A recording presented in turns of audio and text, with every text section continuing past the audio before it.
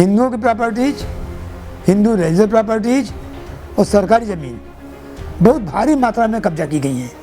परंतु मुझे बड़े दुख के साथ कहना पड़ रहा है कि इस एक्ट में वो प्राविधान नहीं है। प्राविधान तो खत्म कर दिया, आगे नहीं दी जाएगी, पर जो गलत चली गई वापस कैसे आएंगी? वह ट्रिब्यूनल ख़त्म करना चाहिए था।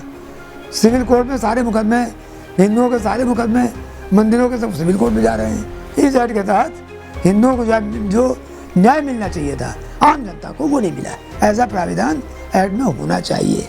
चली गई तो अब आप वहाँ जाएंगे कहाँ? इलाहाबाद जाएंगे, वो लखनऊ जाएंगे, इलाहाबाद का आदमी। वक्फ अमेंडमेंट बिल पेश होने के बाद what's your first take on this sir? देखिए, जो वक्फ प्रॉपर्टीज हैं, इनके नाम पर इस देश में हिंदुओं की प्रॉपर्टीज, हिंदू रिलीजियस प्रॉपर्टीज और सरकारी ज़मीन बहुत भारी मात्रा में कब्जा की गई हैं। और ये हम लोग चाहते थे, और न्याय पर भी ये ज़रूरी है कि जो प्रॉपर्टी गलत चली गई हैं उनको वापस लिया जाए। परंतु मुझे बड़े दुख के साथ कहना पड़ रहा है कि इस एक्ट में वो प्राविधान नहीं है कि संपत्तियां जो गलत चली गई हैं वो वापस कैसे आएंगी। दूसरी बात कि वक्फ प्रॉपर्टी वक्फ इसलिए होता है कि आपकी अपनी प्रॉपर्टी है, पर जो प्रॉपर्टी आपको दे देता है गलत ढंग से, जो सरकार दे देती है तो वक्फ नहीं हो जाएगी। जैसे इवैक्यू प्रॉपर्टी के नाम पर बहुत सी इवैक्यू प्रॉपर्टी पंजाब में, हरियाणा में, या जो पुरानी इवैक्यू प्रॉपर्टी जो थी वो वक्फ को दे दी गई। तो वक्फ नहीं है, पर इवैक्यू प्रॉपर्टी दे दी गई, जो सरकार को पावर नहीं है। वो प्राविधान तो खत्म कर दिया, आगे नहीं दी जाएगी, पर जो गलत चली गई वापस कैसे आएंगी, उसका कोई प्राविधान नहीं है। अच्छी बात यह है कि कुछ काम हुआ है। जैसे आप बताएंगे कि प्रॉपर्टी मेरे पास कहाँ से आई है, आपको लेखा जोखा देना पड़ेगा, उसके कागजात दिखाने पड़ेंगे। अगर सरकारी संपत्ति पर कब्जा है तो कब्जा लिया जा सकता है। परंतु ये ट्रिब्यूनल है, वह ट्रिब्यूनल ख़त्म करना चाहिए था। सिविल कोर्ट में सारे मुकदमे, हिंदुओं के सारे मुकदमे, मंदिरों के सब सिविल कोर्ट में जा रहे हैं। इनके लिए अलग से वक्फ बना दिया गया ट्रिब्यूनल, और वक्फ ट्रिब्यूनल बनाया क्यों गया? तो कुल मिला के अभी मैं एक्ट का अध्ययन कर रहा हूँ। एक्ट मेरे सामने रखा हुआ है, ये मैं अध्ययन कर रहा हूँ, परंतु मिश्रित पोजीशन है। अब ये भी नहीं कह सकते कि कुछ हुआ ही नहीं है, ये भी नहीं कह सकते हैं।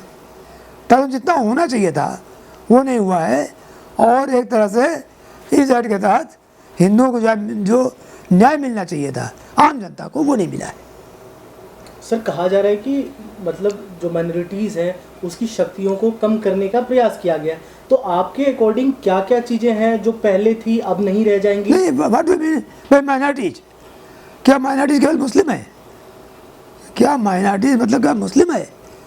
अरे भाई, इसे माइनॉरिटीज का मतलब है जब आप बराबरी से आप सेना और रेलवे के बाद तीसरा नंबर आपकी प्रॉपर्टी है, वो माइनॉरिटी कार्ड खेलते रहिए। What minority? ये कोई बेकार माइनॉरिटी उसका मतलब नहीं है। सवाल ये कि जो कब्जा किया गया है, बेइंतहा कब्जा किया गया है, उसकी जांच होनी चाहिए और ऐसा एक्ट आना चाहिए, चाहे आगे चल के सरकार संशोधन करे, जो प्रॉपर्टी गलत चली गई हैं वो वापस आए, चाहे जिस तरह से गई है, चाहे सरकार देती है चाहे जिसने भी दी है। जैसे मान लीजिए कोई सरकार है, उन्हें गलती से पॉलिटिकल रीजन से, जैसे दिल्ली की 123 प्रॉपर्टी कांग्रेस गवर्नमेंट ने दे दी वक्फ को, तो सब प्रॉपर्टी वापस आनी चाहिए। ऐसा प्राविधान एक्ट में होना चाहिए और वक्फ ट्रिब्यूनल समाप्त होना चाहिए। वक्फ ट्रिब्यूनल को कोई मतलब नहीं है। वक्फ ट्रिब्यूनल को समाप्त नहीं किया गया है? नहीं किया गया है। अब जैसे पूरे प्रदेश एक या दो ट्रिब्यूनल है। अब मान लीजिए इलाहाबाद का आदमी है, आपकी संपत्ति गलत चली गई, पर मालूम जल्दी नहीं पड़ेगा, चली गई तो अब आप वहाँ जाएंगे कहाँ? इलाहाबाद जाएंगे, वो लखनऊ जाएंगे, इलाहाबाद का आदमी। अब लखनऊ जाएगा, वहाँ की हालत जानते हैं ट्रिब्यूनल की।